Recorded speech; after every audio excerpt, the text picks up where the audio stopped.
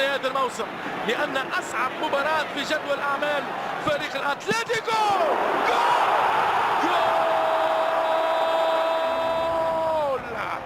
جول جول جول جول جول برأس الأبطال، برأس الأبطال هو كريم المغوار.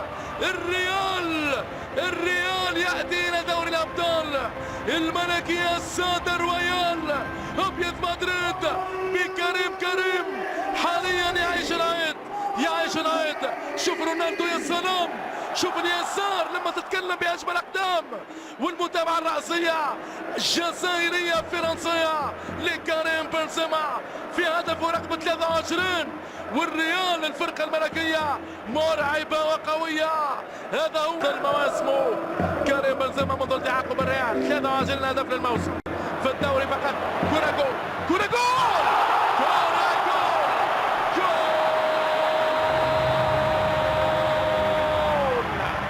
لوكاس فاسكيز بتصويبة الامتياز. هو لوكاس فاسكيز يفجر الغزوة الصفراء في هذه المعركة.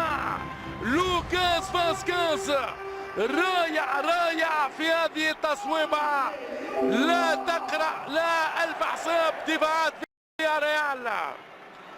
هدف الأمان مشاهدينا الكرام، لوكاس فاسكيز بكل الامتياز في الشباك، جابها له فاسكيز، حطها له. جمهور الريال يرتاح بهذا النجاح.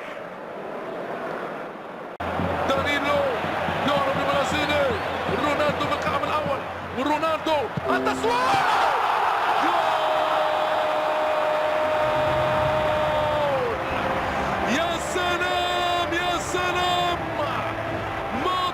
بأجمل الأقدام، كرة الدلال، كرة كل الجمال.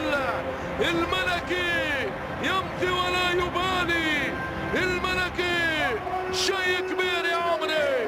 هذا هو ريال مدريد، ريال أكبر المواعيد بهدف ثالث يغني لجمهوره ويسجل حضوره. في البداية دانيلو والنهاية مودريتش، والثلاثية مدريدية بنجومها العالمية. مودريتش، دانيلو